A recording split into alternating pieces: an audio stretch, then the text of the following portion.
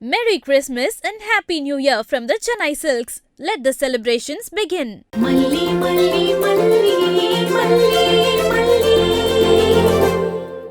வாம்மா வா வா. வாக்கா.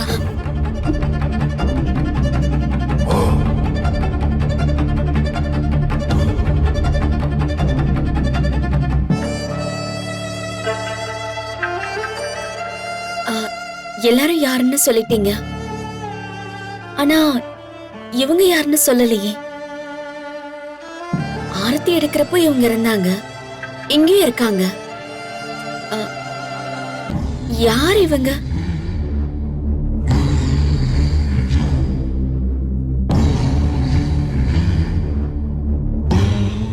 என்னடி என்ன யாருன்னு சொல்லுவாங்கன்னு ஆழம் பாக்குறியா? என்ன கேட்டுக்கிட்டே இருக்கேன், யாரும் பதில் சொல்லாம இருக்கீங்க. யார் நீங்க? என்னப்பா அமைதியா இருக்கீங்க? கேக்குறாங்கல்ல, சொல்லுங்க. நான் சொல்றதை விட நீங்க சொன்னாதான் நல்லா இருக்கும். சொல்லுங்கப்பா. இவங்க மல்லிமா, என்னோட மல்லிமா. மல்லிமானா அவங்க வெண்பாவை பாத்துக்க வந்த கேர்டேக்கர். இவங்க ஒன்னும் கேர்டேக்கர் இல்ல, என் அம்மா மல்லிமா. வெண்பா சுமாரு. இவங்க கேர்டேக்கர் தான்க்கா, வெண்பாவை பாத்துக்க வந்தவங்க. நீ இல்லல்ல, அதான் வெண்பாவை பாத்துக்கணும்ல, அதுக்காக வந்தவங்க தான் மல்லி.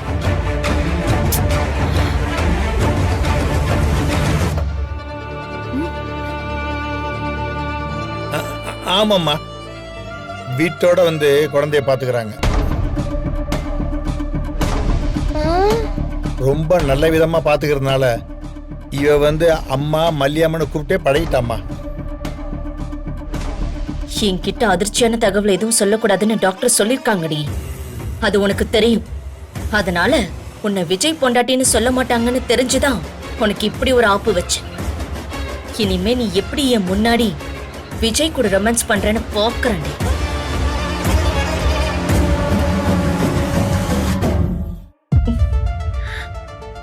என் குழந்தைய நல்லா வளர்த்திருக்கீங்க, உங்களுக்கு ரொம்ப நன்றி. மல்லி பொறுத்துக்கம்மா.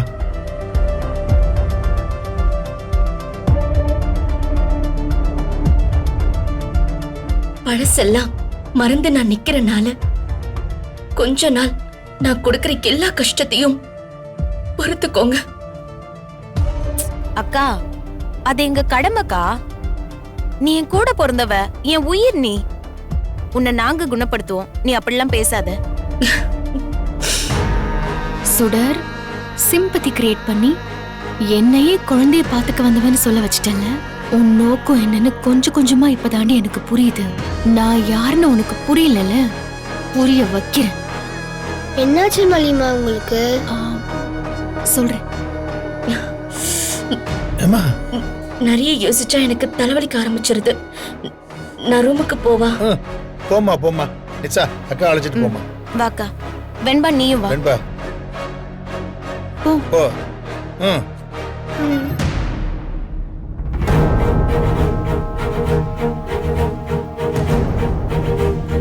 மடி, இந்த சமயத்துல வேற எதுவும் சொல்ல முடியாதுமா. உன்னை விஜயோட ஒய்ஃப்னு சொன்னா அவளால் தாங்கிக்க முடியுமான்னு தெரியல. அதனாலதான் அவ கேர்டேக்கர்னு சொல்லிட்டான். மற்ற விஷயத்தெல்லாம் மெதுவா சொல்லிக்கலாமா, நீ தப்பா நினைச்சுக்காதம்மா. ஆஹா இல்லப்பா, எனக்கு புரியுது. நான் ஒன்னும் தப்பா நினைக்கல. உனக்கு ரொம்ப தங்கமான மனசுமா. கடவுள் உன்னையும் எங்க கூட சேர்த்து வச்சிருக்காரு பாரு.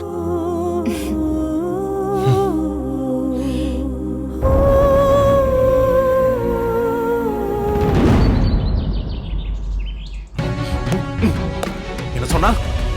நீ குழந்தைய பாத்துக்கிறதுக்காக தான் இந்த வீட்டுல இருக்கேன்னு சொன்னாலாம். இந்த நிஷா என்ன முட்டாளா? அவளுக்கு எதுவும் உண்மைன்னு தெரியாதா என்ன? யார் அவளை இத பத்தி எல்லாம் பேச சொன்னது? நீங்க எதுக்கு இவ்ளோ டென்ஷன் ஆகுறீங்க? நான் இந்த வீட்டுக்கு வேலைக்கு வந்தவ தானே, வெண்பாவை பாத்துக்கிறதுக்கு வந்தவ தானே. அததான் நிஷா சொல்லியிருக்கா. இதுல கோவப்பட என்ன இருக்கு? மல்லி, என்ன வெறுப்பேத்தாத. அது பழைய கதை. இப்ப அது உண்மை இல்ல. நீ நான் தொட்டு தாலி கட்டினவன், என்னோட வைஃப், நான் லவ் பண்றவன், என் உயிர்ல பாதி நீ. சரி, இப்பவே போய் இத தன்மையா சொல்லி ரேணுகாக்கு புரிய வைக்கலாம். வா. விடுங்க. ரேணுகா அக்காவுக்கு மனநிலை சரியில்லை. எந்த அதிர்ச்சியான விஷயத்தையும் அவங்க கிட்ட சொல்லக்கூடாதுன்னு டாக்டர் சொல்லியிருக்காருல்ல. அதனாலதான் நிஷாவும் அப்படி சொல்லியிருக்கா. அவங்க நார்மல் ஆயிட்டாங்கன்னு நமக்கெல்லாம் நம்பிக்கை வர வரைக்கும் ரேணுகா அக்காவுக்கு நான் எங்க குழந்தைய பாத்துக்க வந்தவளாவே இருந்துட்டு போறேன். வீட்டுக்கு வேலைக்கு வந்தவளாவே இருக்கேன். நீங்களும் என்ன அப்படியே நடத்துங்க விஜய். நோ மல்லி, என்னால அப்படிலாம் விட்டுக்கிட்டு இருக்க முடியாது. விட்டுட்டு இருக்க முடியாதுன்னா மல்லி என்னோட வைஃப்னு சொல்ல போறீங்களா? நீங்க உண்மையை சொல்ல போறேன்னு சொல்லி அவங்க பழைய மாதிரி ஆயிட்டாங்கன்னா என்ன பண்ணுவீங்க? அவ அப்படியெல்லாம் எதுவும் ஆக மாட்டா. ஆனா அத சாக்கா வச்சு பெரிய டிராமா கிரியேட் பண்ணி நம்ம நிம்மதியை கெடுத்துருவா விஜய். அதெல்லாம் இல்லாம அவளை விரட்டி அடிக்கணும்னு தான் எல்லாத்தையும் நான் பொறுத்துட்டு இருக்கேன். ரொம்ப யோசிக்காதீங்க. கொஞ்ச நாளைக்கு அப்படி இருக்கட்டும்னு தானே சொல்றேன். இல்ல மல்லி, ரேணுகா உன்னை சர்வன்ட் மாதிரியோ குழந்தைய பார்க்க வந்தவ மாதிரி ட்ரீட் பண்றதையோ என்னால பாத்துக்கிட்டு சும்மா இருக்க முடியாது, அனுமதிக்கவே முடியாது. அவன் நார்மல் ஆகுற வரைக்கும் இந்த குடும்பத்துல ஒருத்தி மாதிரின்னு சொல்லி வைக்கிறேன். குடும்பத்துல ஒருத்தினா என்னங்க அர்த்தம்? அந்த வார்த்தைக்கெல்லாம் ஏதாவது மீனிங் இருக்கா? குடும்பத்துல ஒருத்தினா என்ன உறவுன்னு கேட்க மாட்டாங்களா? இங்க பாரு மல்லி, மல்லி என் வாழ்க்கையில முக்கியமானவன் சொல்றேன். அவ இல்லாம என் வாழ்க்கை இல்லைன்னு சொல்றேன். என்னோட உயிரும் வெண்பாவோட உயிரும் மல்லி கிட்ட தான் இருக்குன்னு சொல்றேன். இப்படி ஏதோ ஒண்ணு சொல்லிட்டு போறேன். ஆனா வேலைக்கு வந்தவன் உன்னை நினைச்சுக்கிட்டு இருக்கிறத மட்டும் என்னால வேடிக்கை மட்டும் பாத்துக்கிட்டு இருக்க முடியாது. இல்லங்க, எனக்கு என்னமோ நிஷா சொன்னதுதான் சரின்னு படுது. நான் வெண்பாவை பார்க்க வந்தவளாவே இருந்துடுறேன். அதான் சேஃப்னு தோணுது. அது வரைக்கும் நமக்குள்ள no loves, no romance, no extra extra. ஐயோ, இதெல்லாம் ஆகுறது இல்ல. நீ ரேணுகா மேல அக்கறையா சொல்றதுனால தான் நான் சரின்னு யோசிக்கிறேன். இல்லன்னு வையே, மல்லி என் பொண்டாட்டி நான் ஓபன் பண்ணிடுவேன். வேணும்னா ரேணுகா முன்னாடி வேணா பட்டும் படாம இருக்கலாம். மத்த சமயத்துல இந்த மாதிரி தனியா இருக்கும்போது நீ எப்பவும் போல என்னோட என்னோட என்னோட உங்களோட என்னோட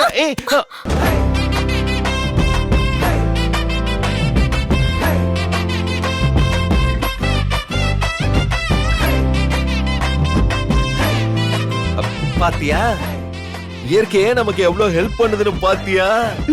பார்த்தேன். என்னோடனே ஏதோ சொல்ல வந்தீங்களே, அது என்னது? ரேணுகா இல்லாத நேரத்துல எப்பவும் நீ எனக்கு ஒய்ஃபா இருக்கணும்னு சொல்ல வந்தேன்.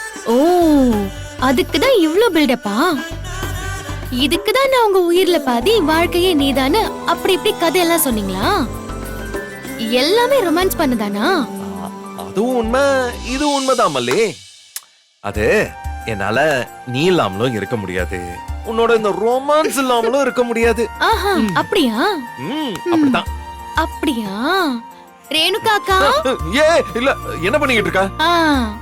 இப்போ தெரியுதா உங்களோட வீரம் தைரியம் எல்லாம் எவ்வளவுன்னு? பக்கத்துல வந்தீங்க ஒத்த விழும். ஏய் மல்லி மல்லி மல்லி மல்லி மல்லி, என்ன மல்லி? இரு மல்லி. ஐயோ விடுங்க மல்லி, விடுங்க.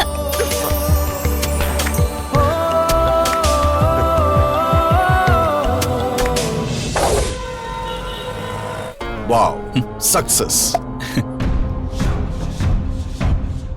ஒரு லார்ஜ்.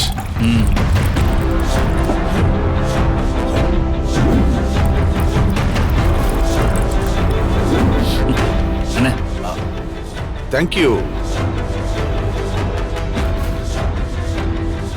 நவீன், நீயும் ஒரு கிளாஸ் போட்டுக்கோ. ஐயோ இல்லண்ணா, எனக்கு வேண்டாம்.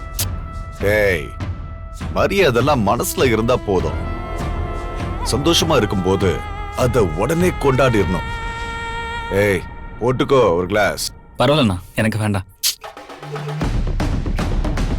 நீ எவ்வளவு பெரிய காரியம் பண்ணிருக்க தெரியுமா? என் வாழ்க்கையே காப்பாத்திருக்க. ரொம்ப சரியான சமயத்துல நீ கொண்டு வந்து சேர்த்த ஒரு தகவல் தான் இன்னைக்கு உன்னையும் என்னையும் இப்படி நிம்மதியா இந்த வீட்டுல உட்கார வச்சிருக்க. அப்படின்னா என்னண்ணா பண்ணிட்டேன்?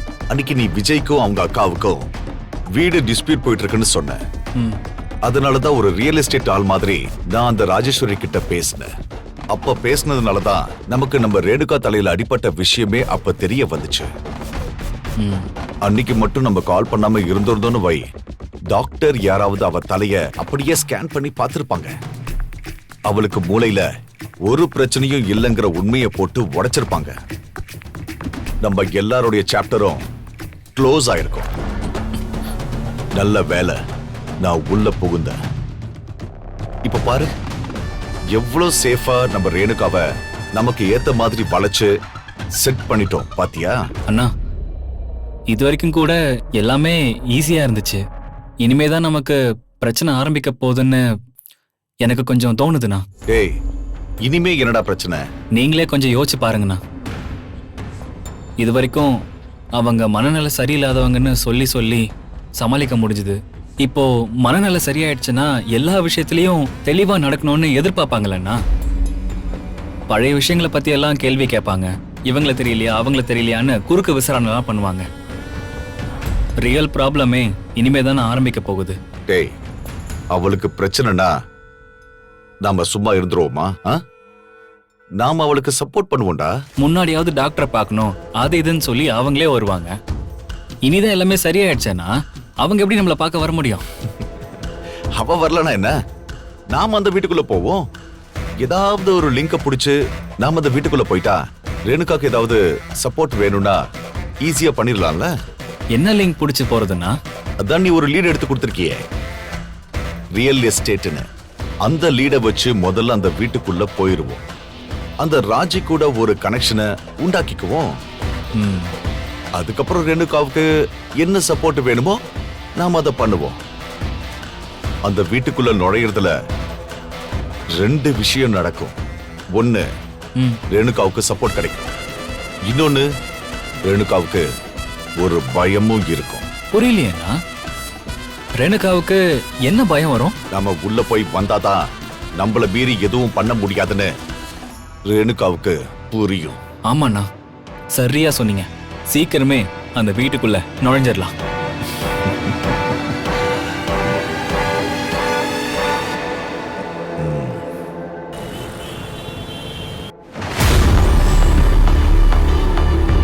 மல்லிக்கு சரியான லாக் போட்டாச்சு. இனிமே என் முன்னாடி புருஷங்கிற உரிமைய விஜய் கிட்ட அவ எடுத்துக்கவே முடியாது. எடுத்துக்கவும் விட மாட்டேன். விஜய் முழுசா எனக்கு வேணும். மல்லி, கூடிய சீக்கிரமே உன் இந்த வீட்டை விட்டு வெளியில துரத்துறானா இல்லையான்னு பாருடி.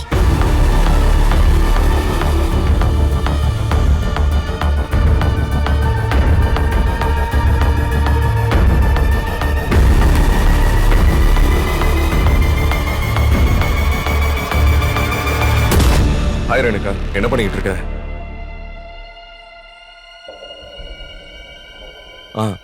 இந்த ரூம் உனக்கு ஓகேவா ரேணுகா? Are you comfortable? என்ன கேட்டீங்க? ஆர் யூ கம்ஃபர்டபிளான்னு கேட்டேன். கம்ஃபர்டபிள். இந்த ரூம் எனக்கு வசதியா இருக்கான்னு கேக்குறீங்களா? ம், வசதியா தான் இருக்கு.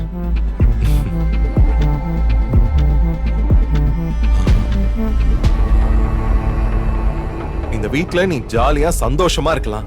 யாருமே உன்னை தொந்தரவு பண்ண மாட்டாங்க. நீ எப்படி இருக்கணும்னு நினைக்கிறியோ அப்படியே இருக்கலாம். ஓகேவா?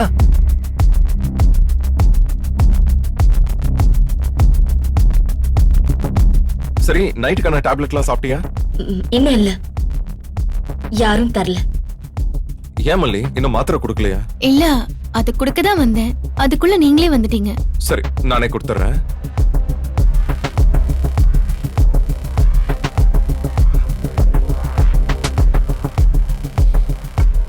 ரேணுகா, இந்த மாத்திரை எப்படி?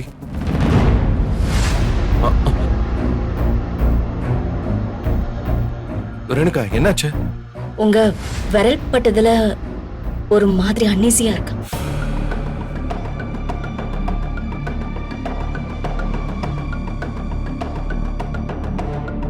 இல்ல ரேணுகா, நீ தப்பாலாம் நினைக்காத. நாம சேர்ந்து வாழ்ந்திருக்கோம். உனக்கு அது ஜஸ்ட் மறந்து போயிருக்கு, அவ்வளவுதான்.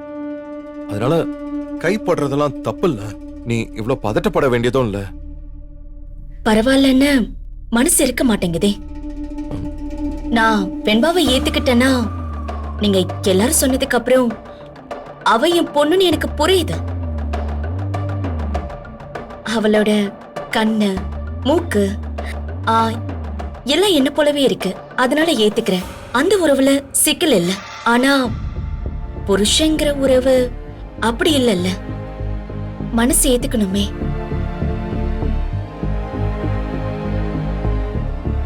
என்னதான் எல்லாரும் உங்களை என் ஹஸ்பண்ட்னு சொன்னாலும் என் மனசு அதை இன்னும் ஏத்துக்கல.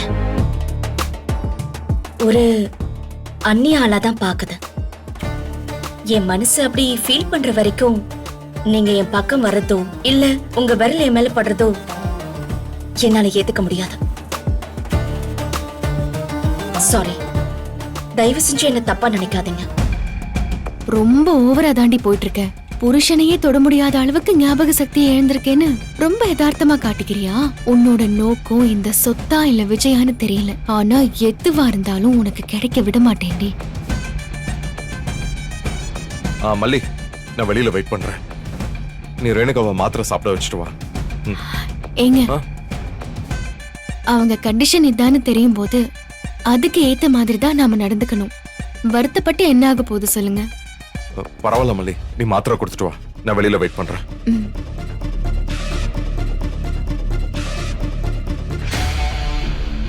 அவ டிராமா போடுறது தெரியாம இவரு ரொம்ப மனசுடைஞ்சு போறாரே. நடிக்கிறான்னு சொல்லி நம்ப வைக்கவும் முடியாது. இவளுக்கு சீக்கிரமே முடிவு கட்டி வரட்டலன்னா எல்லாரையும் மனநோயாளி ஆக்கிடுவா. அவன் ஹர்ட் ஆனதுல இவ ரொம்ப ஃபீலிங் ஆயிட்டா போல இருக்கே. ஆகட்டும் ஆகட்டும். நீங்க அப்படி சொல்லிருக்க கூடாது. அவர் ஏன் இவ்ளோ ஃபீல் பண்றாரு? எனக்கு மட்டும் வருத்தம் இல்லையா சொல்லு? அவரு தலை கட்டின புருஷன்னு சொன்னாங்க. ஆனா என்னால அதை உணர முடியல. கட்டின புருஷன்னு உணர முடியாம இருக்கிறது எவ்வளவு பெரிய வலி. அந்த வலியெல்லாம் தாங்கிட்டு தான் நானே இருக்கேன். நான் என்ன வேணும் நான் சொல்றேன்.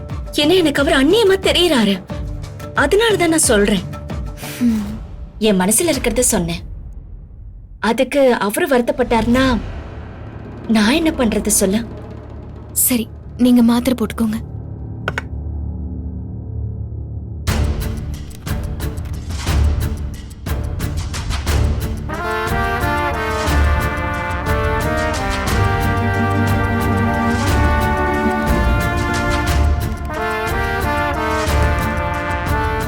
மல்லி, நல்ல வேலை. நீ என்ன சரியா புரிஞ்சுக்கிற. நீ ஒருத்தையாவது சரியா புரிஞ்சுக்கிறிய. அது வரைக்கும் சந்தோஷம். இந்த வீட்லயே உங்களை சரியா புரிஞ்சு வச்சிருக்க ஒரே ஆளு நான் தான். இப்ப மட்டும் இல்ல, இதுக்கு முன்னாடி மனநல பாதிச்சிருந்தீங்கல்ல, அப்ப கூட உங்களை புரிஞ்சு வச்சிருந்தது நான் தான். நீங்க கவலைப்படாதீங்க. நான் உங்களை எப்படி புரிஞ்சு வச்சிருக்கேனோ அதே மாதிரி இங்க இருக்கிற எல்லாரையும் உங்களை புரிஞ்சுக்க வைப்பேன். கூடிய சீக்கிரம் அது நடக்கும். நீங்க பாலை குடிச்சிட்டு தூங்குங்க. நான் உங்களை காலையில பாக்குறேன். ஓகே, தேங்க்ஸ் மல்லி. Good night. Good night.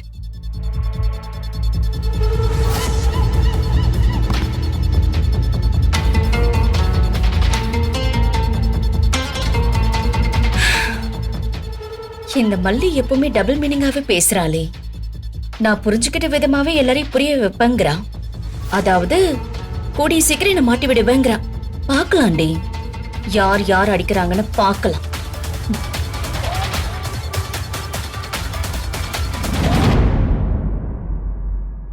என்னங்க, ஏன் இப்படி கவலையா நிக்கிறீங்க? என்ன மல்லி இப்படி இருக்கா? எனக்கு யாரோ மாதிரி பாக்குறா. விஜய், நீங்க இவ்ளோ ஃபீல் பண்ற அளவுக்கெல்லாம் அவ வர்த்தே இல்ல. இதை எப்படி நான் உங்ககிட்ட சொல்லுவேன்? கொஞ்ச நாள் இப்படிதான் இருக்கும்னு டாக்டர் சொன்னார் இல்லங்க. சீக்கிரம் சரியாயிடும். நீங்க இவ்ளோ ஃபீல் பண்ணாதீங்க. அவ இல்லாத நாள்ல கூட நான் இவ்ளோ வேதனை படல மல்லி. ஆனா கண்ணு முன்னாடி இருந்தோம் எனக்கு யாருன்னு தெரியலன்னு சொல்றா பாரு. அதுதான் கஷ்டமா இருக்கு. இப்படி ஒரு நெருக்கடியான சமயத்துல அவங்கள எங்கேயோ விட்டுறாம நம்ம கிட்ட கொண்டு வந்து சேர்த்திருக்காருல்ல, அதுக்கு நம்ம கடவுளுக்கு நன்றி தாங்க சொல்லணும். நிச்சயம் சரியாயிடும். குழந்தை மாதிரி பேசிட்டு இருந்தாலே அப்ப கூட நான் சந்தோஷமா இருந்தேன் மல்லி. பாசமா வந்து மடியில படுத்துப்பா. எனக்கு வெண்பா மடியில படுத்துக்கிற மாதிரியே இருக்கும். அப்படியெல்லாம் இருந்துட்டு இப்போ இப்படி மாறிட்டா. என்ன தெரியலன்னு சொன்னதுக்காகவே நான் இவ்ளோ வேதனைப்படுறேனே. யாருமே தெரியாம இருக்கிறது அவளுக்கு எவ்வளவு கஷ்டமா இருக்கும். மல்லி, ரேணுகாவை நினைச்சா ரொம்ப கவலையா இருக்கு.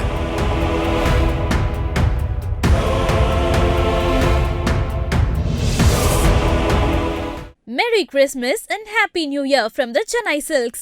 Let the celebrations begin. Merry Christmas and Happy New Year from the Chennai Silks. Let the celebrations begin. இந்த வீடியோ உங்களுக்கு பிடிச்சிருந்தா லைக் பண்ணுங்க, ஷேர் பண்ணுங்க, காமெண்ட் பண்ணுங்க. மறக்காம சரிகமா டிவி ஷோஸ் தமிழுக்கு சப்ஸ்கிரைப் பண்ணுங்க.